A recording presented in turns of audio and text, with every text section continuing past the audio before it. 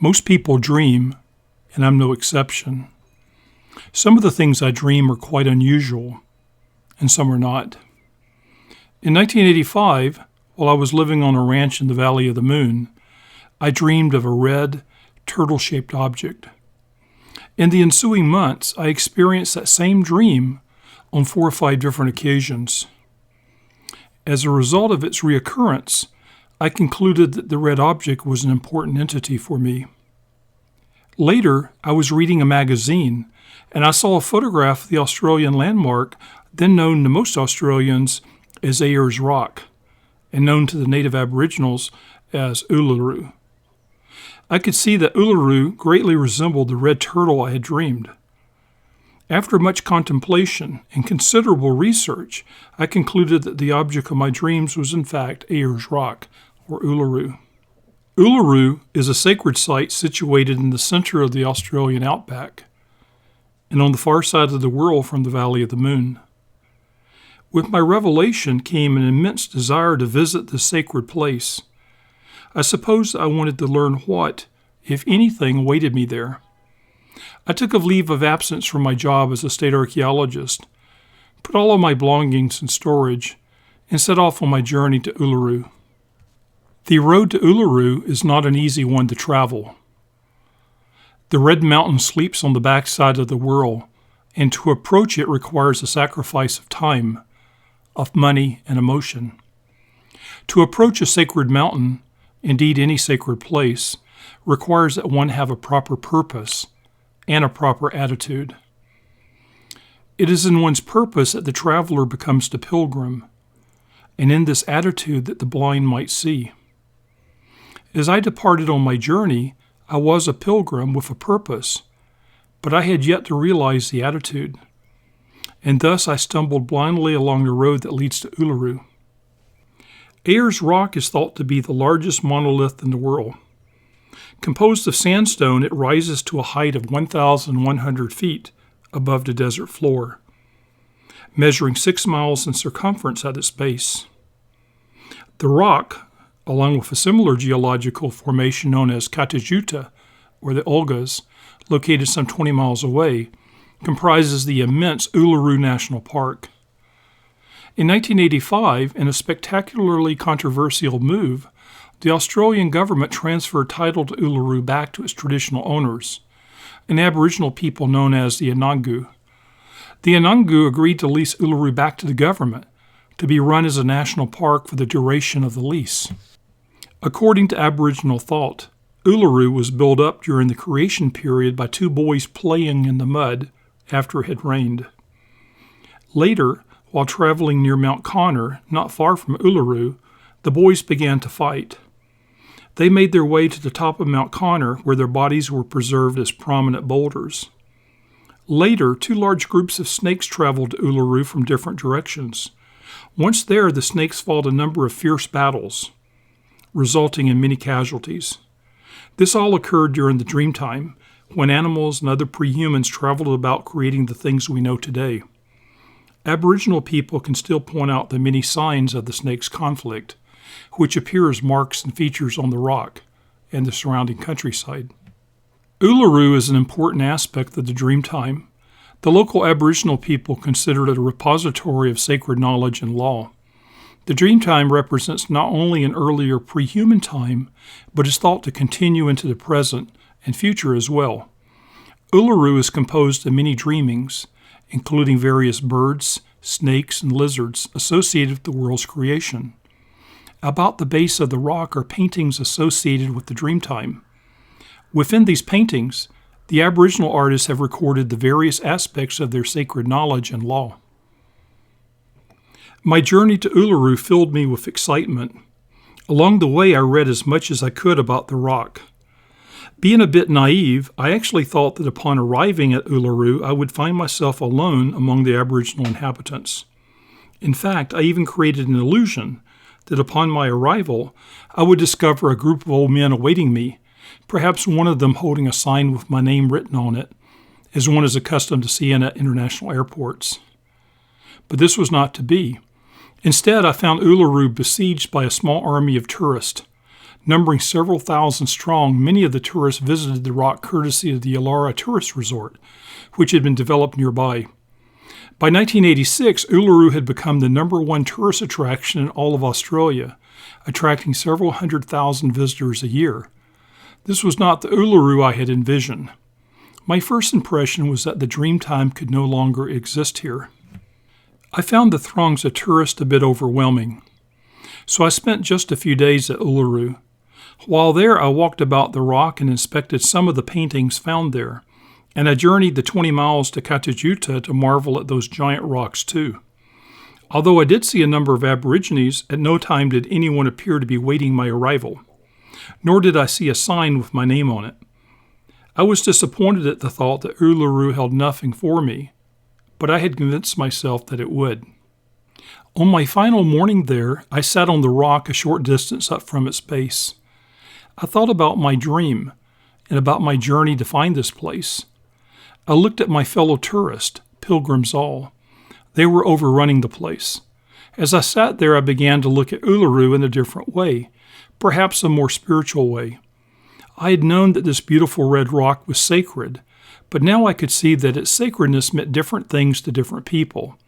It stood silent and noble, and served as a sacred and special shrine for all Australians. As I traveled across Australia, bound for Uluru, I met a lot of Australians.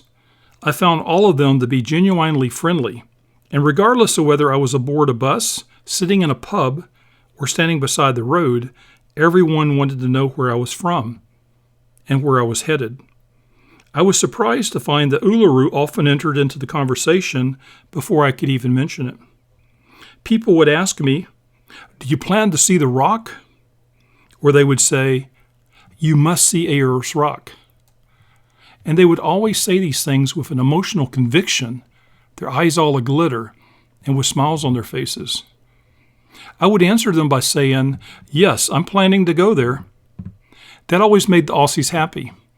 Then I would ask if they had ever visited the rock. Most of them replied that they had not, but they hoped to visit someday. More than a few told me that it was their dream to visit Ayers Rock. They all said that they wanted to climb to the top of the rock at least once in their lifetime.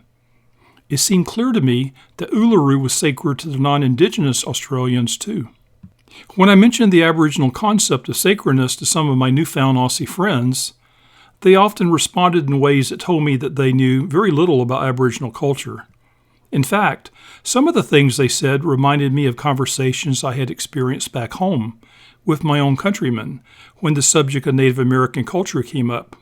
For example, I can remember discussing Ayers Rock with an elderly Australian I met on the bus.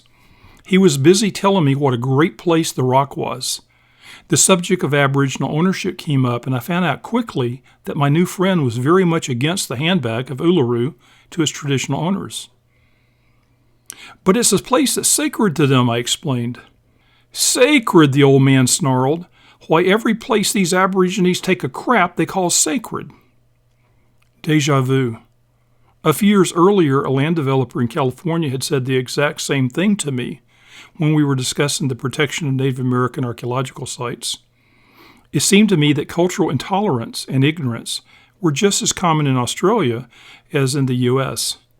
What interested me most about my conversation with this elderly Aussie was that he too was headed for Uluru. He was just as much a pilgrim as me. He had never been to the rock, but he had dreamed of going there for a long time. Now that he was in his later years and his health was beginning to fail him, he had decided to make the pilgrimage to Uluru, and he assured me that he was going to climb the rock. I'm sure he did. It seemed as if the rock was a very sacred place to my busmate, and to the many people like him I met along the way. People used to visit Uluru for two reasons.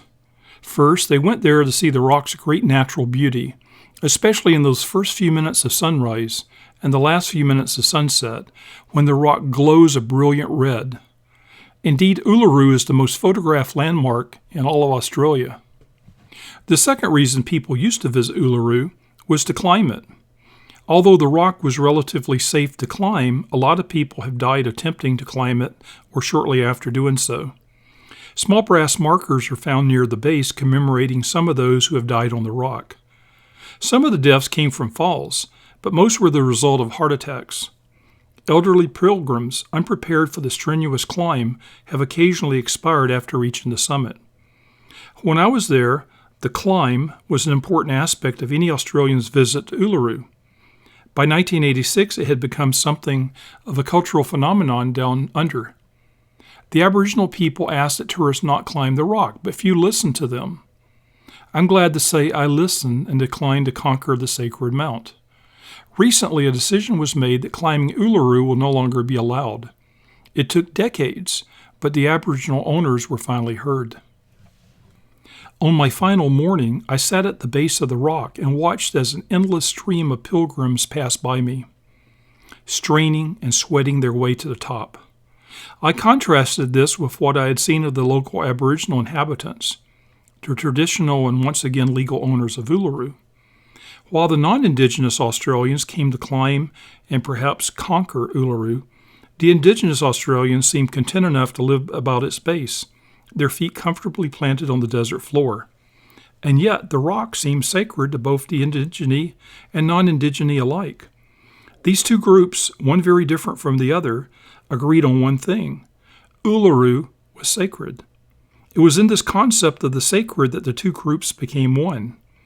Each culture had its own churches, albeit one inside and the other outside, but their expression of sacred space had even more in common. For example, when I was there, many of the sacred areas about Uluru were considered off-limits to tourists and uninitiated Aborigines. These places were signed and fenced. There were certain photography restrictions at the rock as well.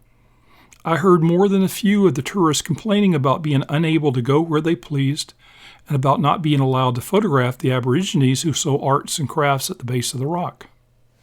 After my time at Uluru, I boarded a bus to Sydney. It took the good part of a week to get there, and along the way I kept thinking about what I had experienced. I was disappointed at having gone all the way to Uluru only to find nothing of importance. I began to think that my trip had been a waste. A few days after arriving in Sydney, I visited the Anzac Memorial. The memorial was constructed shortly after the end of the First World War to honor the Australian and New Zealand war dead from the infamous Battle of Gallipoli, fought on the Turkish coast in 1915.